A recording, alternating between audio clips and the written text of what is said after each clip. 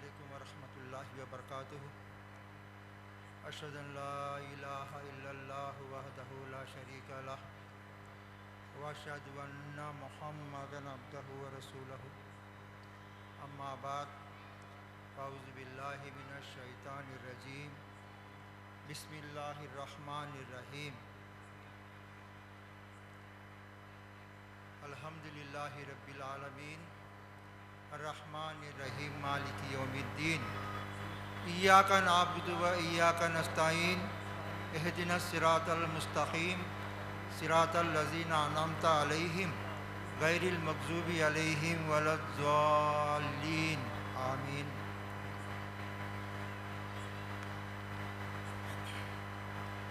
ब्रह्मानंदं परमसुखदं केवलं ज्ञानमूर्तिं द्वन्द्वातीतं गगनसदृशं तत्त्वमस्यादिलक्ष्यम् एकं नित्यं विमलवचनं सर्वादिसाक्षिभूतं भावातीतं त्रिगुणरहितं सद्गुरु तन्नमामि।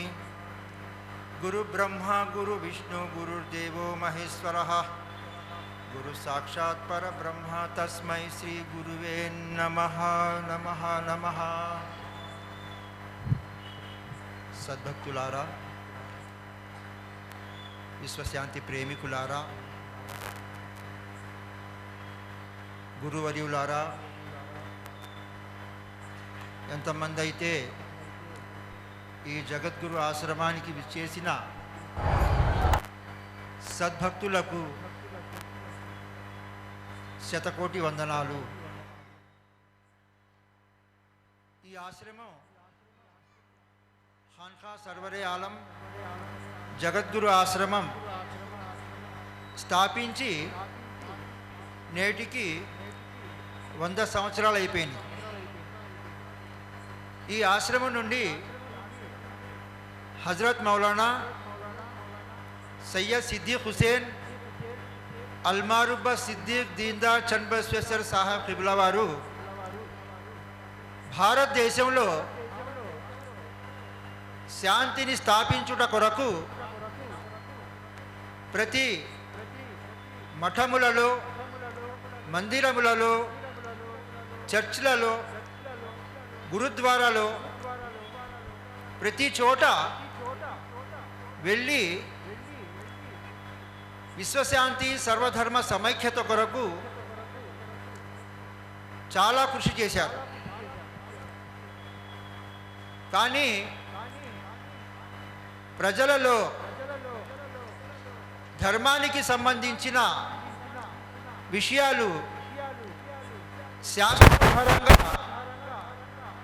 తెలియపరచడం వలన వారికి కొన్ని విషయాలు అర్థమయ్యేవి కావు. కానీ ఇక్కడ భగవద్గీతలో ఏమంటున్నాడంటే, యస్శాస్త్ర విధి ముత్సృజ్య వర్తతే కామకారతః న స సిద్ధి మవాప్నోతి న సుఖం న పరాంగతి.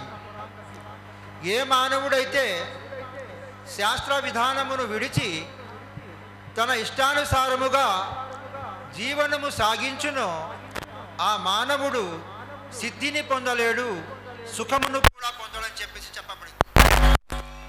కాబట్టి ప్రతి మానవుడికి శాస్త్రజ్ఞానం అవసరం.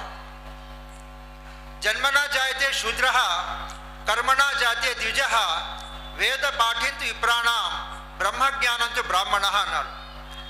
ఎవరైతే బ్రహ్మజ్ఞానం కలిగి ఉంటారో వారినే బ్రాహ్మణులు అంటారు. బ్రాహ్మణుడు అంటే ఎలాగుండాలయా అంటే, బ్రహ్మణ్యం సర్వధర్మజ్ఞం లోకానాం కీర్తివర్ధనం. బ్రాహ్మణుడు అనేవాడు సర్వధర్మాల జ్ఞానాన్ని ఎరిగిన వాడై ఉండాలి. ఆయన కీర్తి ప్రపంచం మొత్తంలో వ్యాపిస్తుంది.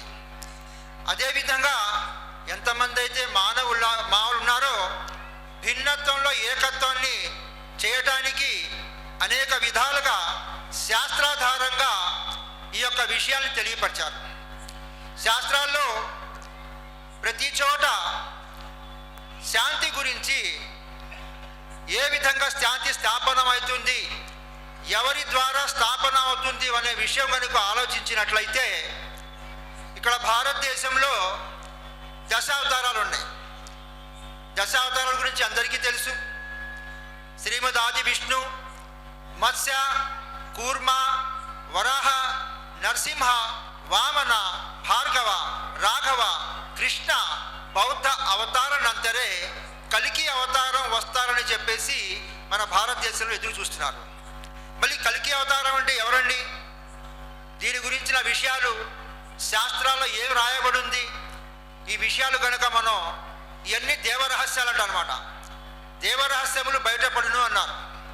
వీర బ్రహ్మేంద్ర స్వామి ఉన్నారు, ఈ కాలంలో దేవరహస్యములు బయటపడును అన్నారు.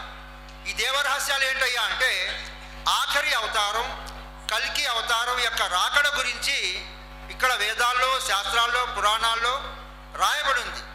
వ్యాస ఉపనిషత్తులో, భాగవత్ పురాణంలో, కల్కి పురాణంలో ఎన్నో రహస్యాలు రాయబడి ఉన్నాయి.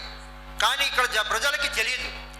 మన గురువర్యులైన సిద్దిక్ దీన్దార్ చంద్రశేఖర్ స్వామి వారు ఆ యొక్క రహస్యాల గురించి ప్రజలకి వివరంగా విడమర్చి శాస్త్రాధారంగా చూపించారు. ఎందుకంటే శాస్త్రాధారం గురుర్వాక్యం మనోనిశ్చయం. మనం ఏ విషయాన్నైనా ఎవరైనా ఏదైనా మాట అనేస్తారు, దానికి నమ్మాల్సిన అవసరం లేదు. దానికి కానీ శాస్త్రాధారం కావాలి. శాస్త్రాధారంగా చెప్పే ప్రతి మాటకి మానవుడు విశ్వసించాలి. అప్పుడే ఈ యొక్క మనసులలో ఉన్న కపట కల్మషాలన్నీ పోతాయి. దానివల్ల ఏమంటున్నారంటే ఇక్కడ ఆఖరి అవతారంగా కల్కి అవతారం. ఆయన గురించి వేదవ్యాస మహర్షి వారు సూత ఋషి వారిని తన ఆశ్రమానికి ఆహ్వానించి భోజనం తర్వాత అడిగారు, అయ్యా వేదవ్యాస గురు మహారాజా, రాబోయేది కలియుగం కదా, మరి ఈ కలియుగంలో మనం ఎవరి ద్వారా ముక్తి పొందగలుగుతాం, ఏ గురువు ద్వారా మనం ముక్తి పొందగలుగుతాం అని చెప్పేసి ప్రశ్నించాలన్నమాట. ఈ ప్రశ్న సంస్కృత భాషలో ఉంది. అది ఏముంది అంటే అపార సంసార సముద్రతపే సంవర్తన శరణంకి ముక్తి గురు కృపయా వేదకం. ఓ వేదవ్యాస గురు మహారాజా, ఈ అపార సంసార సముద్రమునకు తీరము తగలదు కదా, మరి ఏ గురువు ద్వారా మనం ముక్తి పొందగలుగుతామని ఇక్కడ ప్రశ్నించారు. దానికి సమాధానంగా వేదవ్యాస మహర్షి వారు ఇక్కడ ఏమంటున్నారు, హే మానవ విగత రాగ పరావర్గ్య, హే మానవ విగత రాగ పరావర్గ్య మొహమ్మదం ధర్మగురు సతతం స్మరంతి ధ్యానేన తెన్నతే కల్మషం చేతనాస్తే మాతుపయో దరరసం నా పునః పివంతి. అంటే ఏ మానవుడైతే క్రోధము చేత కడుగున్నటువంటి చెడు గుణములు వదిలి మనోనిగ్రహముచే మొహమ్మదం ధర్మగురు, ధర్మానికి గురు, కలియుగంలో ఆ మహావిష్ణుమూర్తే మొహమ్మదం అనే నామధేయంతో వస్తారు. ఆయన యొక్క నామస్మరణ ధ్యానం చేత మనసులో ఉన్న కపట కల్మషాలని పోయి మనిషి ముక్తి కొరకు పుట్టబోడు, తల్లి పాలు త్రాగబోడు అని చెప్పేసి ఇక్కడ చెప్పబడింది. అంటే దీన్ని బట్టి మనకి ఏమర్థంతో అవుతుందయ్యా అంటే ఆఖరి అవతారంగా కల్కి అవతారంగా ఆ మొహమ్మదం అనే నామరూపంతో నామధేయంతో ఆయన వేలు చేస్తారని ఇక్కడ చెప్పబడింది. కాబట్టి ఆయన ఎక్కడ వస్తారు అది కూడా చెప్పారు. విష్ణు ఆయన వచ్చి ఏం చేస్తారు అది కూడా చెప్పారు అనమాట. విష్ణు యశస్సుత దేవం దుష్ట దురాచార మర్దనం, విష్ణు యశస్సుత దేవం దుష్ట దురాచార మర్దనం సుమతి పరమానందం కల్క్యా వందే జగద్గురం అన్నారు. విష్ణు భక్తునికి జన్మించేవాడు, దుష్ట దురాచారాన్ని ఖండించేవాడు, సుమతిని నామధేయం తల్లికి జన్మించేవారు, కల్కి అవతారమే జగద్గురు అని చెప్పేసి ఇక్కడ చెప్పబడింది శాస్త్రాధారం. ఈ విధంగా ఇప్పుడు చూస్తే మనం భారతదేశంలో ఎంతోమంది తనకు తాను జగద్గురువులు అని చెప్పేసి చెప్పుకుంటున్నారు. కానీ శాస్త్రాధారంగా చూస్తే ఆ కల్కి అవతారాన్ని జగద్గురు అన్నాడు. ఆయన వచ్చి ఏం చేస్తారా అంటే విష్ణు యశస్సుత దేవం దుష్ట దురాచార మర్దనం, దుష్ట దురాచారాలని ఖండించేవాడు. దుష్ట దురాచారాలు ఏంటయ్యా అండి? దుష్ట దురాచారాల్ని పంచమహాపాపాలు అంటారనమాట.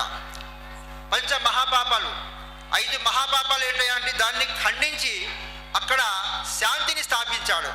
ఆ పంచమహాపాపాలు ఏంటయ్యా అంటే మద్యపానం, జూదము, వ్యభిచారము, దొంగతనము, వడ్డీ వ్యాపారం. చూసారా, ఈ పంచ మహాపాపాలు ఎప్పుడైతే అరికట్టబడినవో అప్పుడు మన భారతదేశంలో శాంతి అనేది ఏర్పడుతుంది. ఈ పంచ మహాపాపాలు జరుగుతూనే ఉంటాయి. మనం శాంతి శాంతి అని అంటే ఈ శాంతి జరిగేది కాదు. కాబట్టి ఇటువంటి మహాపాపాలను ఎప్పుడైతే మనం అరికట్టామో, ఈ యొక్క దాన్ని ఖండించామో, అప్పుడే మన భారతదేశంలో ప్రతి మానవుడు సుఖంగా శాంతిగా జీవించగలుగుతాడు. కాబట్టి ఇటువంటి విషయాలు చాలా ఉన్నాయి. మన భారతదేశంలో శాంతి కొరకు ఈ యొక్క ఆశ్రమం నుండి మన భారతదేశం మొత్తానికి ఈ యొక్క శాంతి సందేశం చేరాలని చెప్పేసి మనం చెప్తున్నాం. దీంట్లో ఏంటంటే ఇంకా పరిశాంతి మార్గం. ఇప్పుడు మన గురుగారు చెప్పారు, భారతదేశంలో శాంతి కొరకు పరిశాంతి మార్గాలను చూపించారు. ఈ పరిశాంతి మార్గం వలన ఎవరికి దీంట్లో ఎటువంటి బాధ కలిగేది కాదు. ఆ పరిశాంతి మార్గం ఏంటంటే అంటే ఏకో జగదీశ్వర, సర్వ మానవులందరూ జగదీశ్వరుడు ఒక్కడే అని విశ్వసించాలి. ఏకో జగదీశ్వర ఏకో జగద్గురు, సర్వ మానవులందరికీ జగద్గురు అనేవాడు ఒక్కడై ఉండాలి. సర్వ అవతార సత్య, సర్వధర్మ గ్రంథ సత్య. ఈయన చూపించిన పంచాంతి మార్గంలో ఎంత మంచి మాట ఉంది చూడండి. సర్వ అవతారాలు, ఎంతమంది అయితే అవతార పురుషులు వచ్చారో, ఎంతమంది అయితే ప్రాఫిట్స్ వచ్చారో, వీళ్ళందరూ సత్యమని విశ్వసించాలి. సర్వ అవతార సత్య, సర్వధర్మ గ్రంథ సత్య. సర్వధర్మ గ్రంథాలు, ఎన్ని ధర్మ గ్రంథాలు అయితే వచ్చినాయో అవన్నీ సత్యమని విశ్వసించాలి. సమత, అందరూ కలిసి ఏకమవ్వాలి. సమ్మేళన ప్రార్థన, అందరూ కలిసి ఏకేశ్వరోపాసన చెయ్యాలి. ఒక్కొక్క దానికి మనం చెప్పాలంటే దీంట్లో చాలా విషయాలుండే. మనకేమో టైము. ఈ పంచాంతి మార్గం వలన భారతదేశంలో శాంతి అనేది స్థాపించబడుతుంది. దీన్ని ప్రతి మానవుడు అర్థం చేసుకొని ఆచరించాలి. కాబట్టి ఈ యొక్క పంచాంతి మార్గం ఏకో జగదీశ్వర, సర్వ మానవులందరికీ జగదీశ్వరుడు ఒక్కడేని విశ్వసించాలి. అది హులుహు అల్లాహు అహద్ అల్లాహు సమద్ లం యలిద్ వలం యూలద్ వలం యకుల్ లహు కుఫువన్ అహద్. అంటే ఆ పరమాత్ముడు ఒక్కడే, ఆయన ఏకత్వంలో ఉన్నాడని చెప్పి విశ్వసించాలి. ఆ దేవుడు ఒక్క దేవుడే, ఆయన వెలుగై ఉన్నాడు. బైబిల్లో కూడా చెప్పబడింది ఆయన ఒక్కడే, ఆయన వెలుగై ఉన్నాడు. అదేవిధంగా ఏక ఏవో నా ద్వితీయో యతస్తే నా బ్రహ్మ నా విష్ణు నా సూర్యో నా అగ్ని నా చంద్రతారక. ఆయన అప్పటి నుండి ఏకమై ఉన్నాడు. అప్పుడు బ్రహ్మ లేడు, విష్ణు లేడు, మహేశ్వరు లేడు, ఎవరు లేరు. ఆయన అప్పటి నుండి ఏకత్వంలో ఉన్నాడు. కాబట్టి ఇటువంటి విషయాలు మనం శాస్త్రాధారంగా తెలుసుకోవటం ముఖ్యం. ఇది కనుక తెలుసుకోలేకపోతే మనకి ఎన్నో అంతఃకలహాలు ఏర్పడిపోతాయి. కాబట్టి ఎక్కడ చూసినా ఇప్పుడు భారతదేశం మొత్తం ఇప్పుడు తగాదాలతో, ఇప్పుడు మన విద్వేషాలతో అంతరంగంగా మొత్తం ఏంటంటే విద్వేషాలతో అగ్ని తగిలిస్తున్నారు జనాలు. కాబట్టి మనుషుల్లో శాంతి అనేది నశించిపోతుంది. కాబట్టి శాంతి స్థాపన జరగాలంటే ఈ ఆశ్రమం ద్వారా హజరత్ మౌలానా సిద్దిక్ దీన్దార్ చంద్రశేఖర్ సాహెబ్ కిబ్లా వారు చెప్పిన ఈ యొక్క పంచాంతి మార్గాన్ని కనుక అనుసరించినట్లయితే మనలో శాంతి అనేది ఏర్పడుతుంది. కాబట్టి ఇటువంటి విషయాలు మన భారతదేశంలో ఎంతోమంది మన దగ్గర కంపారిటివ్ స్టడీ ఉంది. కంపారిటివ్ స్టడీలో ఇప్పుడు మన ముస్లిమ్స్ ఉన్నారు, హైందవ ధర్మస్థులు ఉన్నారు. దాంట్లో వీళ్ళు పెట్టుకున్న పేర్లు వీళ్ళు కూడా పెట్టుకుంటారు. కానీ భాష భేదం ఉండటం వలన కొన్ని విషయాలు చాలామందికి తెలియదు. ఇప్పుడు ఫర్ ఎగ్జాంపుల్ నేను కొన్ని మీకు ఉదాహరణ చెప్తున్నాను. లక్ష్మీదేవి అని ఇక్కడ పేరు పెట్టుకుంటాం హిందువుల్లో, లక్ష్మీదేవి. దానిని దౌలతున్నిసా అంటారు. ముస్లిమ్స్ కూడా పేరు పెట్టుకుంటారండి, దాన్ని దౌలతున్నిసా అంటారు. లక్ష్మీదేవి అన్నా దౌలత్ బి అన్నా ఒకటే. అదేవిధంగా చంద్రయ్య అని పేరు పెట్టుకుంటారు, చంద్రయ్య. దానికి చాంద్ పాషా అని పెట్టి ముస్లిమ్స్ కూడా పెట్టుకుంటారు. చంద్రయ్య అన్న చాంద్ పాషా అన్న ఒకటే. అదేవిధంగా చంద్రమ్మ అని పేరు పెట్టుకుంటారు, దానికి చాంద్బి అని ముస్లిమ్స్ పెట్టుకుంటారు. చంద్రమ్మ అన్న చాంద్బి అన్న ఒకటే. అదేవిధంగా తారామణి అని పేరు పెట్టుకుంటారు. తారామణి అంటే నక్షత్రం, దానికి నజ్మున్నిసా అని పేరు పెట్టుకుంటాం, నజ్మున్నిసా. అదేవిధంగా సూర్యనారాయణ అంటే దాన్ని షంసుద్దీన్ అంటారు ముస్లిమ్స్లో. సూర్యనారాయణ అన్న షంసుద్దీన్ అన్న ఒకటే. అదేవిధంగా జ్యోతిశ్వరరావు అని తెలుగులో పేరు పెట్టుకుంటామండి. దానికి ఉర్దూ భాషలో నూరుల్లా, జ్యోతిశ్వరరావు అంటే దానికి ఉర్దూ భాషలో నూరుల్లా, అల్లాకా నూర్. అదేవిధంగా సత్యనారాయణ పేరు పెట్టుకుంటారు. సత్యనారాయణ అంటే సిద్దిక్ హుసేన్ అని చెప్పేసి. అదేవిధంగా ఇలాంటి చాలా విషయాలుండి దీనికి మనం తెలుసుకోవాలి. ఇలాంటి విషయాలను తెలియాలంటే మనం దీని గురించి మనం అవగాహన కలగాలి. ఇటువంటి అవగాహన సదస్సులు జరుగుతూ ఉండాలి. కాబట్టి మాకు టైము తక్కువ ఇవ్వబడింది కాబట్టి నేను ఆఖరిగా సంధ్యావందనం మహాసంకల్పం మీ ముందు చదివి నేను నా యొక్క స్థానాన్ని అలంకరిస్తాను. ఇది సంధ్యావందనం గురించి మహాసంకల్పం వేదవ్యాస మహర్షి గారు రాసిందనమాట. ఇది భారతదేశం గురించి. ద్వితీయ ప్రారంభం. శుభే శోభనే ముహూర్తే శ్రీ గోవింద గోవింద మహాశ్లాఘనాయ ప్రవర్తమానస్య ఆద్య బ్రాహ్మణ ద్వితీయ ప్రారంభే పార్థివ కల్ప అనంతకల్ప కూర్మకల్ప బ్రహ్మకల్ప వరాహకల్ప శ్వేతవర కల్ప ప్రళయకల్ప పాదవకల్ప సావిత్రి కల్ప మధ్యే షష్టమే శ్వేతవరాహ కల్పే స్వయం భవ సరోచిషా ఉత్తమ తామస రైవత చాక్షుష వైవస్వత సూర్య అగ్ని బ్రహ్మ రుద్ర దక్షావర్ణిక రౌచ భూచ చతుర్దశ మన్వంతరాల మధ్యే సప్తమే వైవస్వత మన్వంతరే యుధిష్ఠిర విక్రమార్క శాలివాహన విజయాభినందన నాగచక్ర మధ్యే తృతీయ శాలివాహన శకే వృత త్రేత ద్వాపరాంతే ద్వాతరీన్ చతుర్లక్షాబ్దే కలియుగే ప్రథమ పాదే పంచసహస్రాది వర్షే ప్రథమ మాసే ప్రథమ పక్షే ప్రథమే హాని త్రయోదశే ఘటికాది చత్వర్ణన్ సప్త ఘటికాకృత ప్రణయం కాలే లక్ష యోజన విస్తీర్ణం జంబూ ద్వీపే అద్దుల విమల సద్గుల ధవత కల్పత వృక్షాయ విన్యస్త దేదీప్య మరత్న సింహాసనస్య ప్రస్థిత యంత్రరాసే చతుర్దశ వర్ణ వర్ణిత సహస్ర యోజన విస్తారసే పూర్వ పర్వత శేఖరి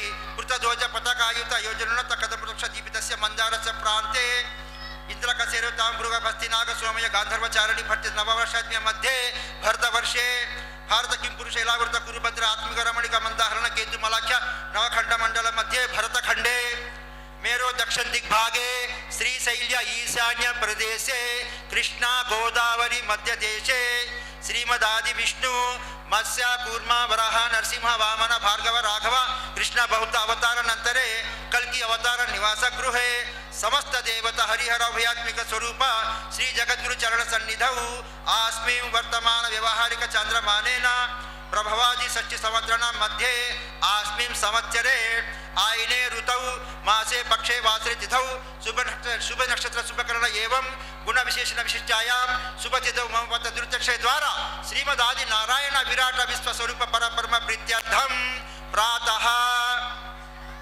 फजर की नमाज, माध्यानिका जोहर की नमाज, सायं असर की नमाज, संध्या मगरिब की नमाज, उपाशिषे इशा की नमाज, नमः नमः नमः మీరందరూ ఐదు పూటల ఈ భగవంతుడికి పరమాత్ముడికి ఏకస్వరపాసన చేయాలని చెప్పేసి ఈ సంధ్యావందనం మహాసంకల్పంలో ఆఖరి మంత్రంగా 16వ మంత్రంలో చెప్పబడింది. కాబట్టి మనమందరూ దీన్ని ఆచరణ, ముస్లిం సహోదరులు దీని మీద ఆచరణ చేస్తున్నారు. కాబట్టి ఇదే ఆచరణ మన హైందవ సోదరులు కూడా ఏకేశ్వరోపాసన చేసినట్లయితే మనలో ఉన్న అశాంతి అనేది తొలగిపోయి మన మనసులో శాంతి అనేది వచ్చేస్తుంది. కాబట్టి ఈ యొక్క విషయాలు, ఎందుకంటే ఇది కలి ప్రభావం వలన, కలి యొక్క మాయలో మనం అందరూ పడిపోయి ఆ యొక్క మనం ధర్మాన్ని మర్చిపోయి ఉన్నాం. ఇది కలి మాయ అంటే ఏంటండి? కలి మాయ అంటే దీన్ని మన బ్రిటిష్ వాళ్ళు భారతదేశంలో పరిపాలించి ఆ మాయని ఇక్కడ వదిలిపెట్టిపోయినారు. కాబట్టి మన వాళ్ళకి ఈ ధర్మశాస్త్రాల జ్ఞానం లేకపోవటం వలన దాని నుండి దూరం చేశాడు. అది మనకు తెలియకపోవటం వల్ల ఏంటంటే మనం ఎవరో ఏంటో మనం తెలుసుకోలేకపోతున్నాం, మనం చీకట్లో ఉన్నాం. అది వెలుగు చూపించాలంటే ఈ శాస్త్రాధారంగా కనుక మనం చూసినట్లయితే ఆ ధర్మ గురువులు ఎవరైతే ఉంటారో దాని మీద ఆచరణ చేసి ఎవరైతే చేసే వాళ్ళు ఉంటారో అటువంటి వారి యొక్క సాంగత్యంలో కనుక కూర్చొని మనం వాళ్ళు చెప్పిన మాటలు కనుక విన్నట్టయితే అప్పుడు మనకి ఈ విషయాలన్నీ అర్థమవుతాయి. కాబట్టి ఇక్కడ ఏమంటారంటే నీతి శాస్త్రంలో సత్సంగత్వే నిస్సంగత్వం, నిస్సంగత్వే నిర్మోహత్వం, निर्मोहत्व निश्चल चित्तम, आ निश्चल चित्त में जीवन मुक्ति अंटाड़ू. सत्संगम अल्लाह वालों की सोबत में बैठने से उससे बड़ा अच्छा है ना, अच्छा संगत नहीं बोलता है. और निस्संगत्व में निर्मोहत्व, अल्लाह वालों की सोबत में बैठने से दुनिया की हिर्स हवस जो भी है इसके दिल में से सब खत्म हो जाके इसका दिल मुतमईन हो जाता. सत्संगत्वे निस्संगत्वम, निस्संगत्वे निर्मोहत्वम, निर्मोहत्व निश्चल चित्तम, आ निश्चल चित्त में जीवन मुक्ति होता है. जिंदगी में अगर नजात पाना चाहते हो तो अल्लाह वालों की सोबत में बैठकर उनके सोबत से है ना इल्म हासिल करो. ना किताबों से, ना कॉलेज से, ना जर से. दीन होता है बुजुर्गों के नज़र से पैदा. तमन्ना दर्द दिल की हो तो कर खिदमत फ़कीरों की. नहीं मिलता है गौहर बादशाहों के खजीनों में. व आखिरी अल्हम्दुलिल्लाहि रब्बिल आलमीन व ला इलाहा इल्लल्लाह मुहम्मद रसूलुल्लाह सल्लल्लाहु अलैहि वसल्लम. శుక్రియా.